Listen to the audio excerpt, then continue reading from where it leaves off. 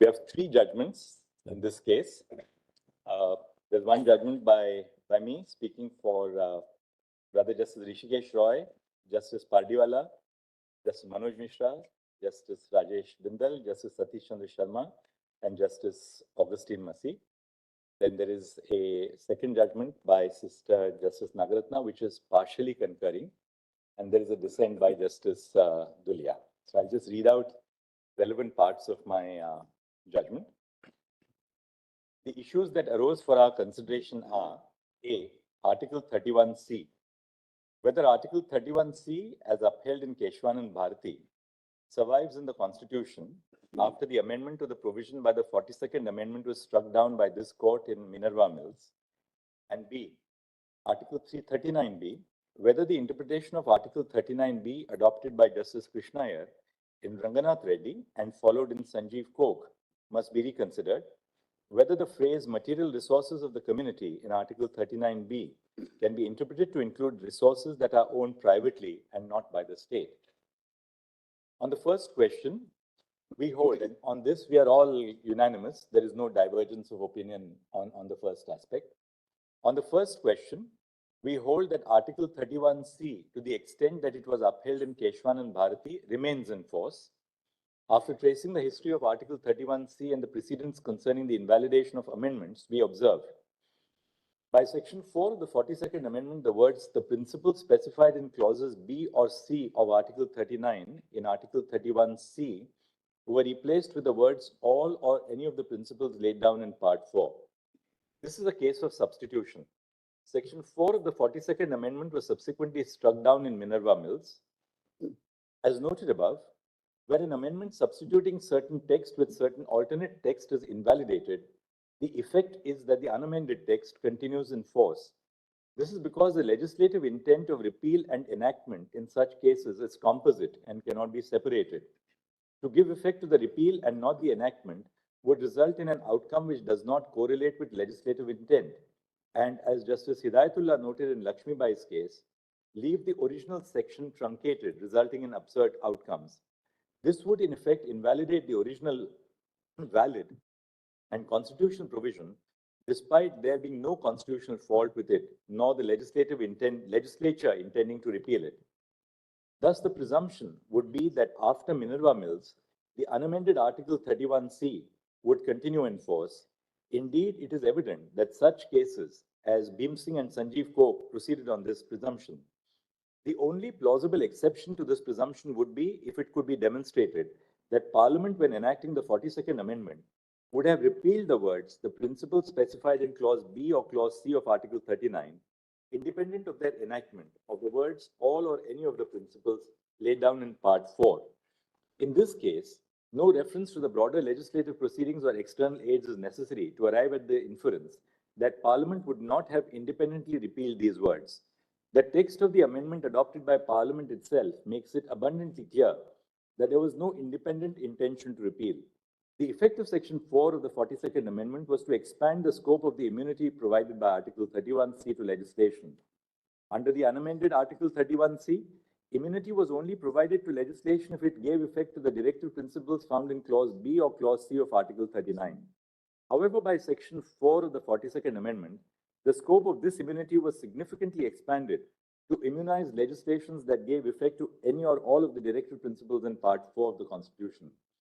Thus, the intention of Parliament in enacting Section 4 of the Constitutional Amendment was undoubtedly to expand the scope of the immunity granted by Article 31C. This being the situation, it cannot be suggested that Parliament would have repealed the words "the principles specified in Clause B or Clause C of Article 39 if it did not simultaneously enact the broader language expanding the scope of Article 31C. If Parliament had independently repealed these words, it would have not just reduced the scope of Article 31C, but altogether eliminated the effect of the article. Without the words "the principles specified in Clause B or Clause C of Article 39 and Article 31C, the provision would have been rendered nugatory.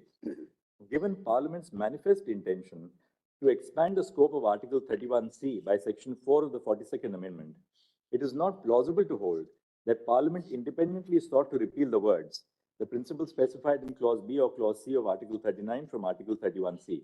Therefore, it is evident that the legislative intent of Parliament when adopting Section 4 of the 42nd Amendment, was composite, to repeal and enact, that is, to substitute through one single action.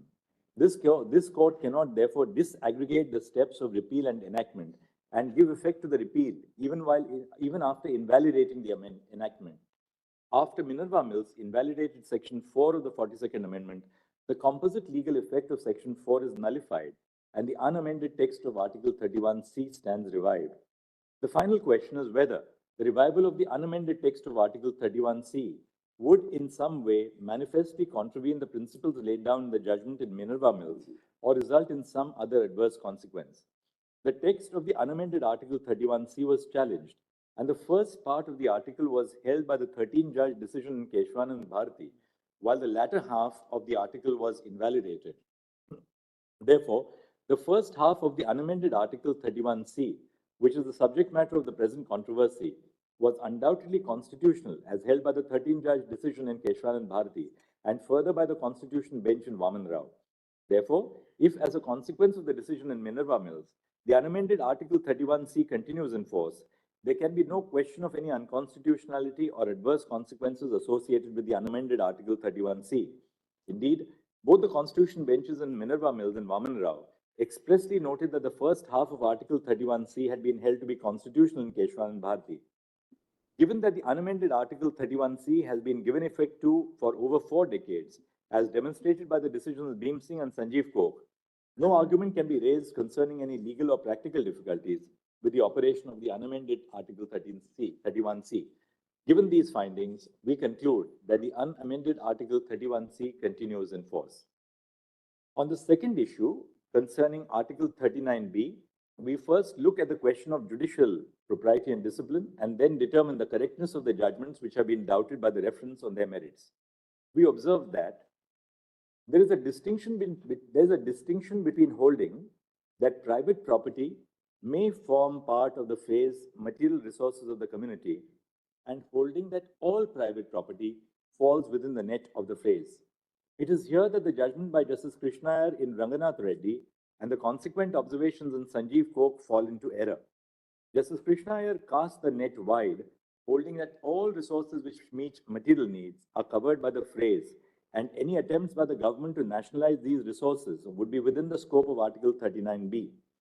He clarified that not only the means of production, but also the goods so produced fall within the net of the provision. The illustration which he provides on Ranganath Reddy indicates the unworkable nature of such an interpretation.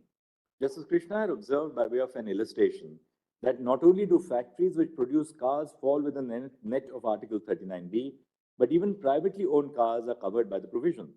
Similarly, even in Sanjeev Kok, the net is cast wide, and this court observed that all things capable of producing wealth of the community fall within the ambit of the phrase. In both decisions, it was observed that all resources of the individual are consequentially the resources of the community. An interpretation of Article 39B, which places all private property within the net of the phrase material resources of the community, only satisfies one of the 3 requirements of the phrase. That is, that the goods in question must be a resource. However, it ignores the qualifiers that they must be material and of the community. The words of the use of the words material and community are not meaningless superfluities. We cannot adopt a construction of the provision which renders these terms osiers. The words of the community must be understood as distinct from the individual.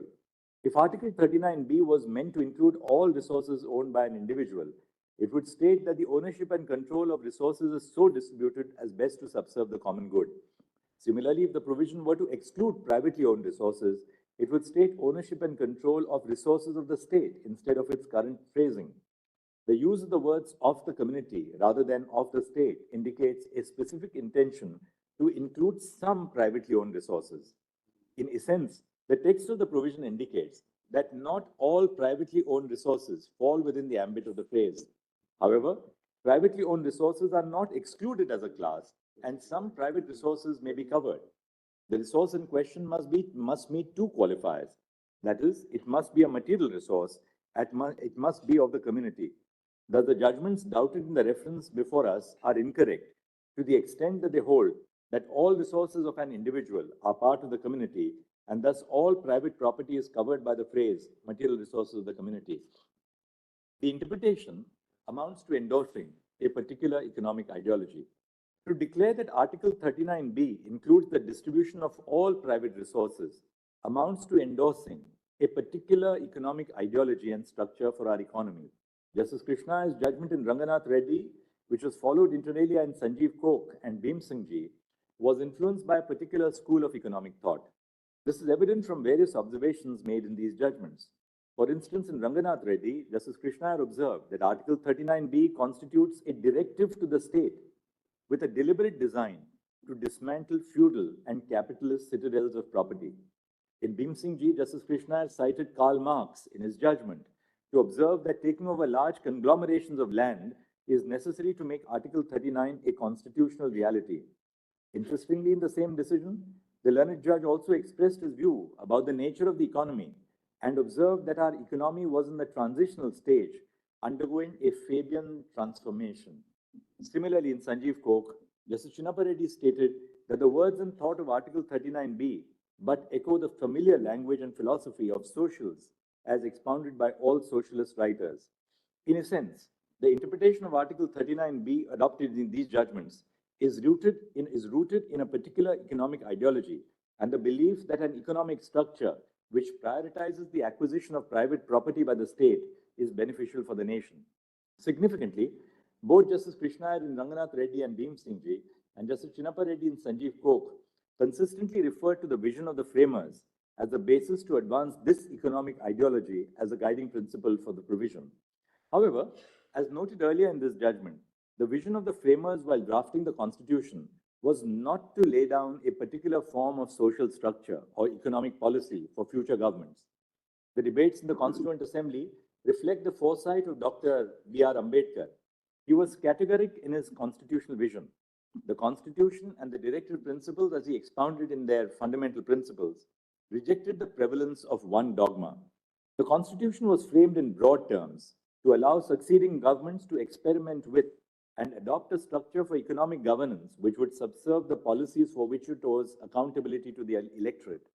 According to Dr. Ambedkar, if the Constitution laid down a particular form of economic and social organization, it would amount to taking away the liberty of the people to decide the social organization in which they wish to live. He opined on several occasions that economic democracy is not tied to one economic structure, such as socialism or capitalism, but to the aspiration for a welfare state. Thus, the role of this court is not to lay down economic policy, but to facilitate this intent of the framers to lay the foundation for an economic democracy. Indeed, it is this spirit and its all-encompassing nature of the Constitution which has allowed elected governments since independence to pursue economic reforms and policies based on domestic conditions, international requirements, and political exigencies of the time. At the time of independence in the 1950s and 60s, given the earlier challenges of our republic, the focus of the government was on planning a mixed economy, heavy industries, and import substitution policies. Subsequently, in the late 1960s and 70s, there was a shift towards purportedly socialist reforms and policies. Since the decade of the 1990s or the liberalization years, there has been a shift towards pursuing a policy of market-based reforms. Today, the Indian economy has transitioned from the dominance of public investment to the coexistence of public and private investment. The doctrinal error in the Krishnayar approach was postulating a rigid economic theory which advocates for greater state control over private resources as the exclusive basis for constitutional governance.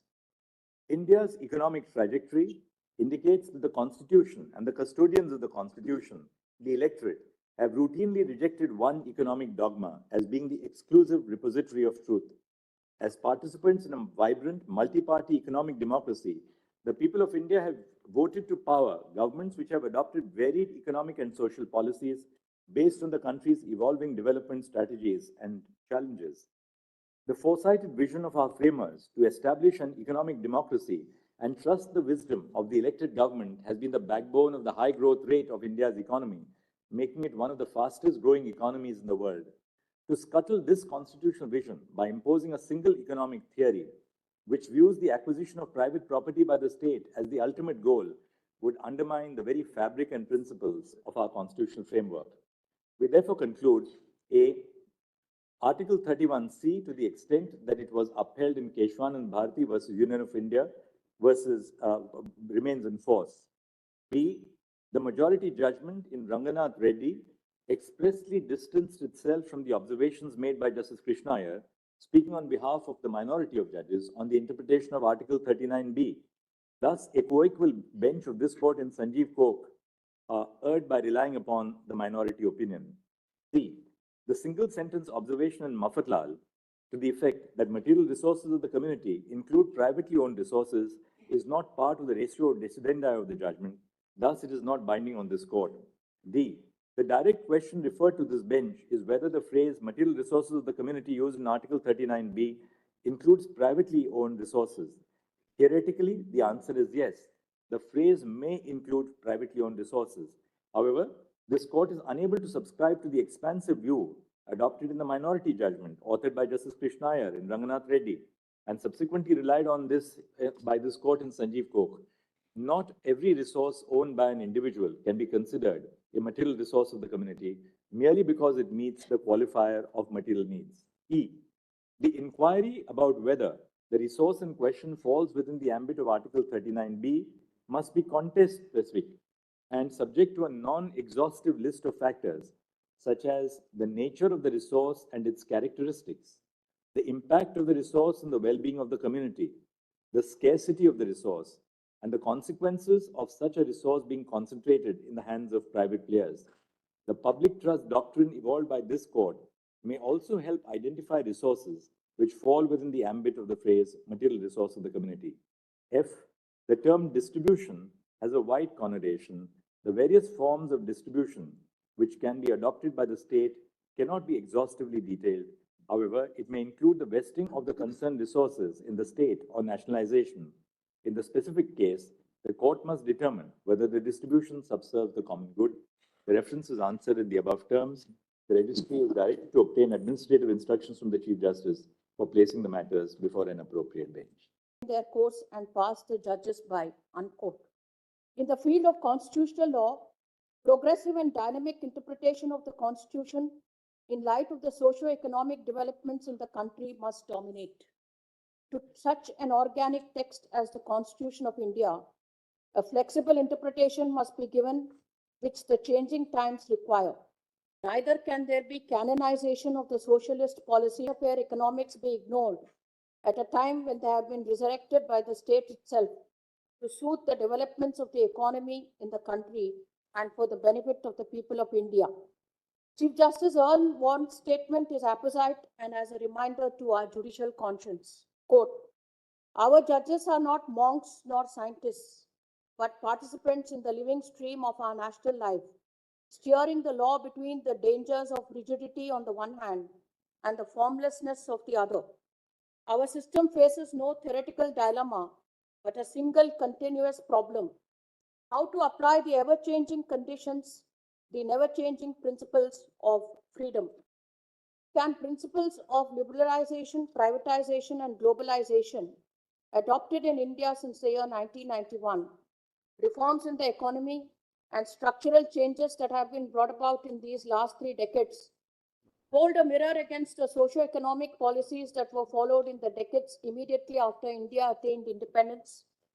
As a result, can the judgments of this court, which interpreted the Constitution to be compatible with the policies of the state, then be considered to be a disservice to the broad and flexible spirit of the Constitution and the authors of the said judgment being critiqued today?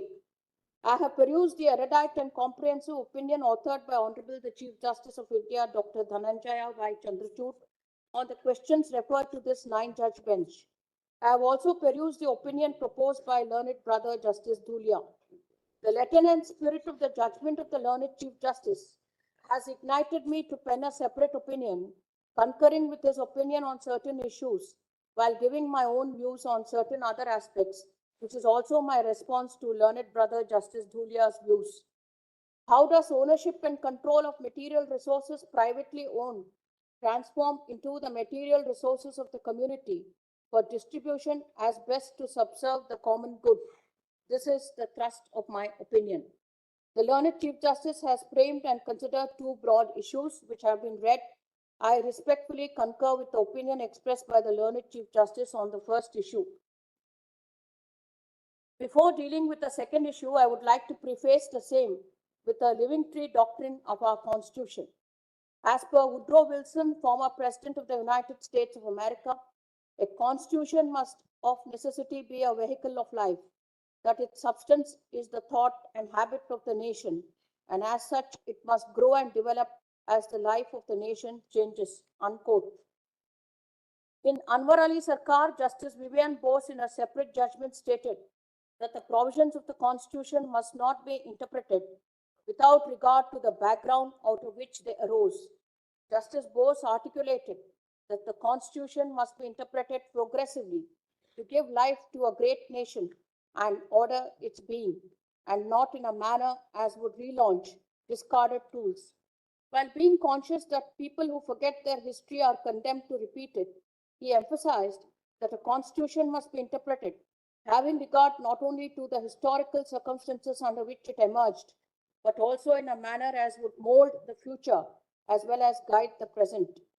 Justice Krishnayar adjudicated on the construction of material resources of the community in the backdrop of a constitutional, economic, and social culture that gave privacy to the state over the individual in a broad, sweeping manner.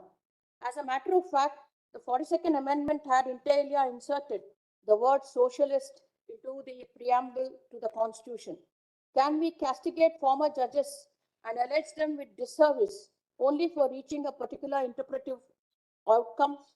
It is a matter of concern as to how the judicial brethren of posterity view the judges of the brethren of the past, possibly by losing sight of the times in which the latter discharged their duties and the socio-economic policies that were pursued by the state and formed part of the constitutional culture during those times.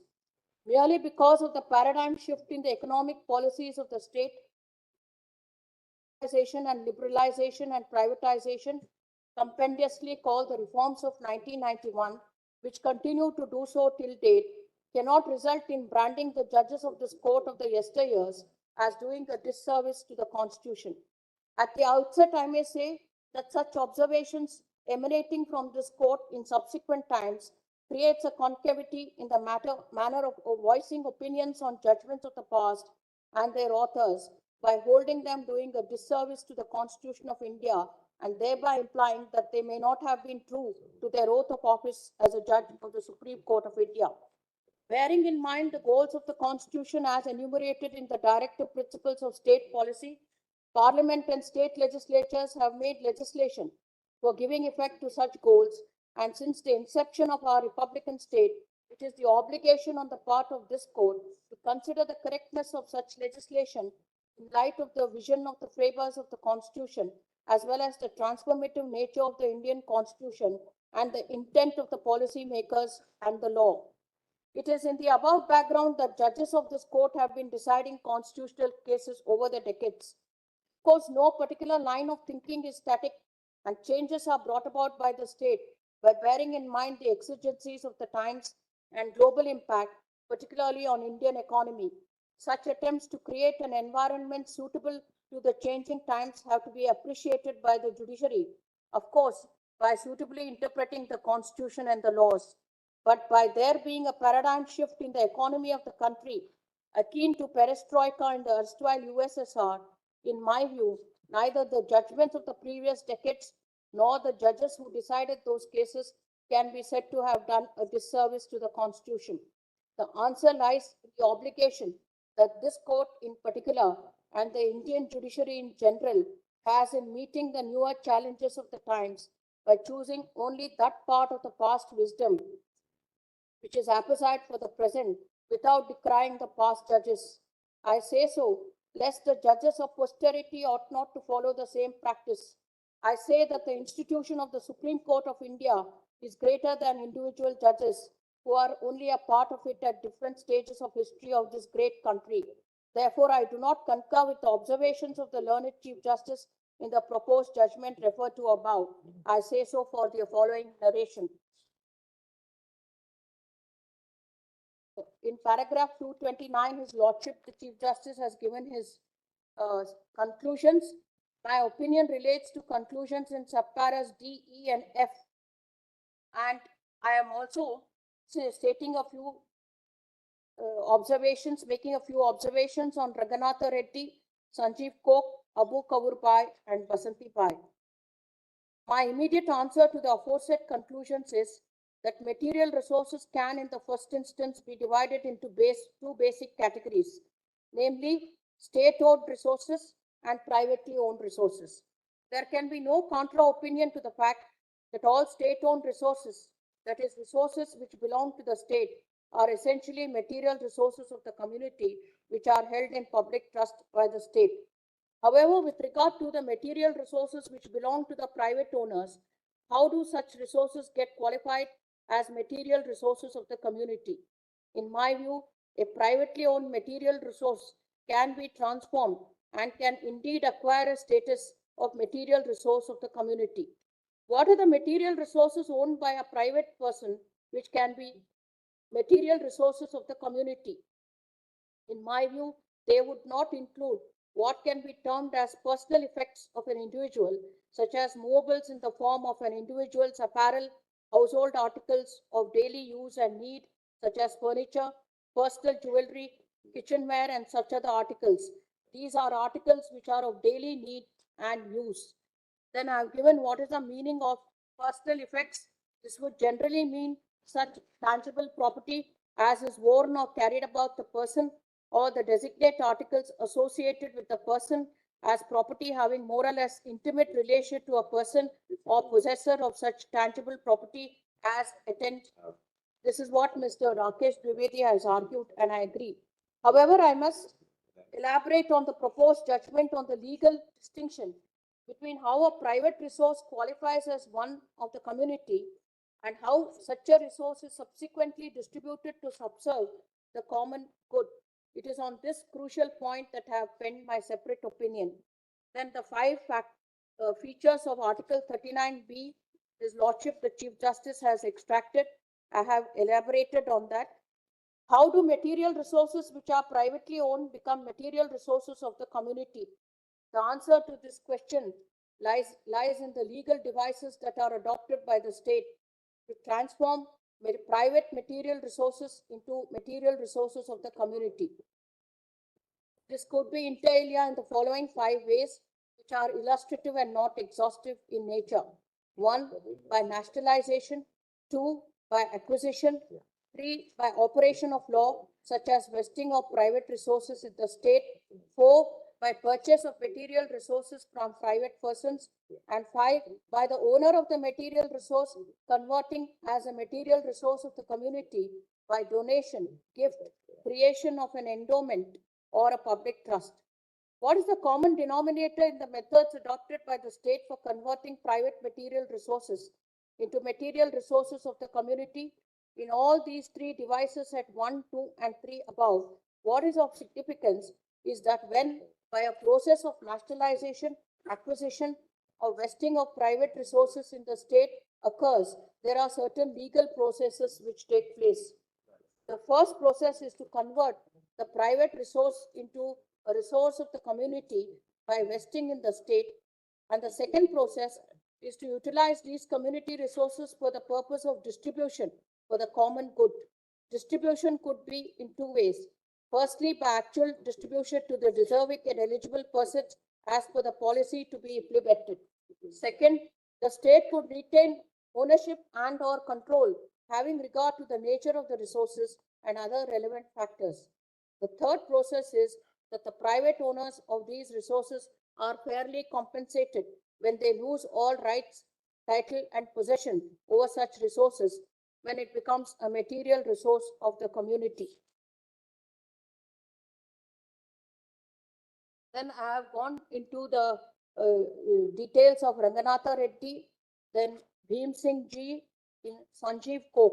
I'll say a few words on Sanjeev Kok and later Basanti Bai.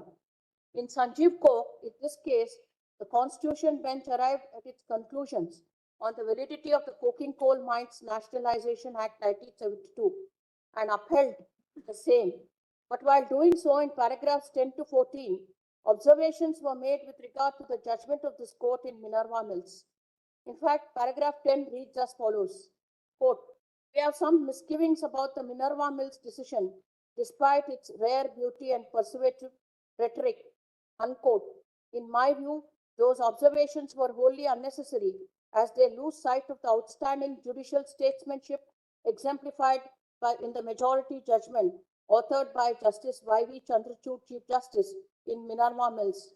One has to bear in mind the fact that the hearings in the case of Minerva Mills as well as in Vaman Rao were proceeding contemporaneously but before different benches, both headed by learned Y.V. Chandrachud, Chief Justice. Realizing the import of the separate opinion of Justice Krishnayar in Ranganatha Reddy and the likelihood of the said opinion gaining momentum in Minerva Mills as well as in Vaman Rao, and rightly so, the then learned Chief Justice took upon himself the responsibility of pronouncing the operative portion of the judgment in Minerva Mills in May 1980 and supplementing the reasons in July 1980. And the judgment in Vaman Rao was delivered in November 1980, just prior to the retirement or demitting office of Krishnaya J. It is another matter that Justice Bhagwati frowned upon such a strategy adopted in Minerva Mills and in fact penned a common separate judgment in Minerva Mills and Vaman Rao, although the issues were distinct, though overlapping in certain areas, which were minority opinions. In Vaman Rao, only a short order was passed by Justice Bhagwati. Justice A.N. Sen, by his concurring judgment, however, opined that since there was a review of the judgment in Minerva Mills pending before this court, he refrained from dealing with the said decision and from making any observations or comments on the same. This is with regard to the interplay between Minerva Mills and Sanjeev Court. Basanti Bai. In this case, the court considered the correctness of the judgment of the Bombay High Court, by which the High Court had declared subsections 3 and 4 of the MADA as void and had given certain ancillary directions. This court at the outset proceeded to observe in para 13 of the judgment as, quote, "We shall proceed to test the validity of the argument, keeping aside for the time being the observation in Sanjeev Coke Manufacturing Company versus Bharat Coke Coal Limited. The question whether an act is intended to secure the objects contained in Article 39B or not does not depend upon the declaration by legislature, but depends on its contents. Reference was made to Ranganatha Reddy, which dealt with the question whether nationalization of bus transport was covered by Article 39B, and to Justice Krishna's observations only in a limited way. It was observed that MADA was protected from challenge owing to the applicability of Article 31C of the Constitution, and it was immune from the challenge under Articles 14, 19, and 31 of the Constitution. It was further observed that land ceiling laws providing for acquisition of land for providing housing accommodation, laws imposing ceiling on urban property, etc., cannot be struck down by invoking Article 21 of the Constitution. Consequently, the judgment of the High Court was set aside to the extent that subsections 3 and 4 of sections 44 MADA had been held unconstitutional and struck down, and the appeal was allowed.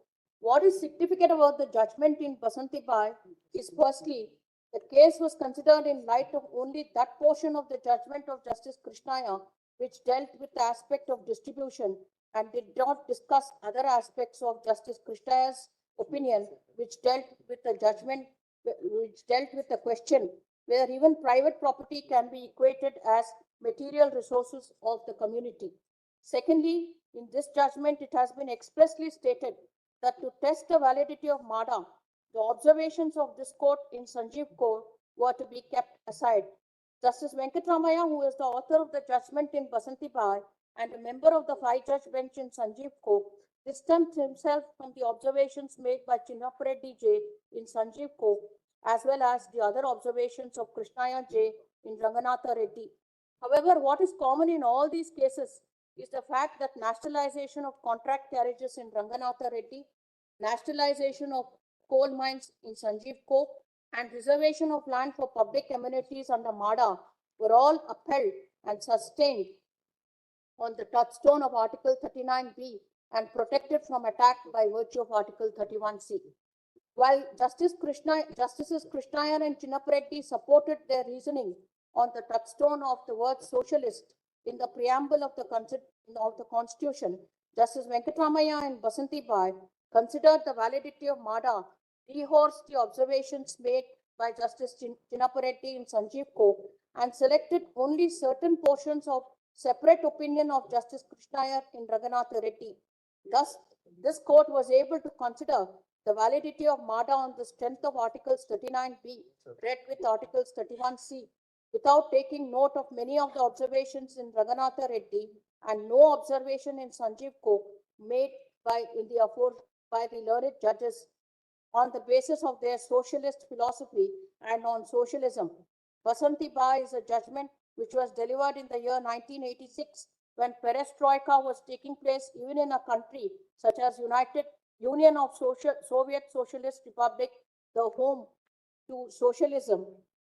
And there was also a beginning of a new thinking in India too, commencing with 5 technological missions leading to the reforms of 1991, which I have discussed in the earlier part of my opinion. Then I have given my because it's as usual, my judgment is very long. Therefore, for a clearer understanding, I have given a summary of my conclusions and my views to the conclusions of Honorable the Chief Justice. As already said, I am agreeing in the first part and I have elaborated on the second part. Then I say what is significant is that the judgments in Raghunatha Reddy as well as in Sanjeev Coke upheld the respective nationalization acts. Therefore, on merits, it cannot be held that Sanjeev Coke violated judicial discipline. One cannot lose sight of the fact that in Sanjeev Coke, this court did not decide the case only on the basis of the opinion of Justice Krishnaiyer in Raghunatha Reddy, but on merits on the validity of the Nationalization Act. Therefore, Sanjeev Coke is good law insofar as the merit of the matter is concerned. Then I have said privately owned resources except personal effects as explained above can come within the scope and ambit of the phrase material resources of the community, provided such resources get transformed as resources of the community as discussed above. To reiterate, it would not include personal effects as discussed by me in paragraph 7.6. In my view, the judgments of this court in Raghunatha Reddy, Sanjeev Coke, Abu Kaurbai and Basanti Bai correctly decided the issues that fell for consideration and do not call for interference on the merits of the matter as explained above. The observations of certain judges in those decisions would not call for any critique in the present times, neither is it justified nor warranted. Reference is answered in the above terms. I must place on record my sincere appreciation to the learned Attorney General, learned Solicitor General and their teams, learned Senior Counsel and learned Counsel appearing for the respective parties, and learned Instructing Counsel for their valuable assistance to this bench. Thank you. Immensely grateful. To be short, Badgered. there are 4 points. As far as Article 31C is concerned, I totally agree with the view of the Chief Justice. And as far as the application of Mafatlal is concerned, I again agree. Mafatlal is in the nature of an obiter and it's not applicable. The third is regarding judicial discipline, about which a lot has been said. Both not being followed in Raghunatha Reddy as well as in Chinnapareddy's judgment in Sanjeev Coke. Now, to that, I totally disagree for the reasons which I'll just state in few words. The question now is that when in Sanjeev Coke, the 5-judge Constitution bench unanimously followed the minority judgment in Raghunatha Reddy, did it violate judicial discipline of not following the majority, but the minority decision? In my opinion, it did not break any judicial discipline, since in Sanjeev Coke, the 5 judges did not go against the law laid down by the majority judges in Raghunatha Reddy, but only adopted the logic of the 3 judges on which the majority of 4 judges was silent.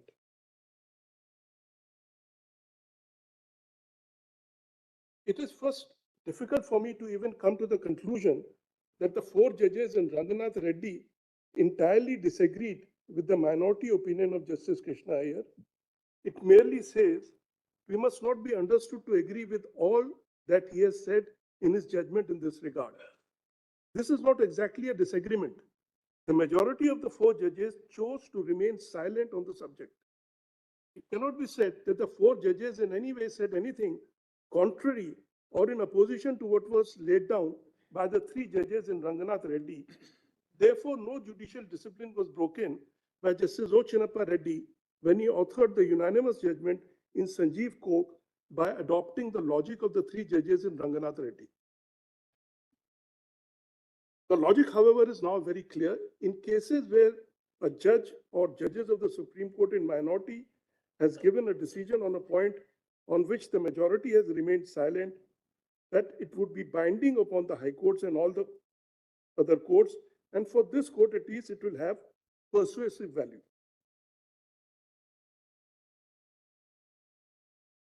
The 5 learned judges in Sanjeev Kok relied upon the decision of the minority judges in Ranganath Reddy as they were persuaded by the logic and the interpretation given by Justice Krishna Iyer to the phrase material resources of the community. Now, regarding the main question which was there before us, that whether privately owned resources are a part of the material resources of the community, I totally agree with the findings which have been given by in Ranganath Reddy and reiterated in Sanjeev Kok. And for this, I'll just there is a expression which is attributed to Justice Louis Brandeis of Supreme Court, although he never said it in any of his opinion. And this is, he said that we may have democracy or we may have wealth concentrated in the hands of a few, but we cannot have both. Now, this expression finds reflection in our Article 38 and 39 as well, on which my judgment is based. I am of the firm view, unrelenting opinion, that the interpretation given by the 3 judges in Ranganath Reddy and adopted unanimously by the unanimous judgment in Sanjeev Kok is the correct interpretation of material resources of the community. For the reasons, the meaning which must be given to material resources of the community is what has been given to it in Ranganath Reddy by the 3 judges and what has been followed by the Constitution Bench decision in Sanjeev Kok. To my mind, this has been the correct interpretation of the phrase material resources of the community. To reiterate what was said by Justice Krishna Iyer and Ranganath Reddy, material resources of the community in the context of reordering of natural economy embraces all the national wealth, not merely natural resources, all the private and public sources of meeting material needs, not merely public possession. Everything of value or use in the material world is material resource, and the individual being a member of the community, his resources are part of those of the community. It is for the legislature to decide how the ownership and control of material resources is to be distributed in order to subserve common good. Once the expansive meaning of material resources of the community is determined, there is no necessity of drawing further guidelines for the legislature to determine as to what will constitute material resources. How to control and distribute a material resource is also the task of the legislature.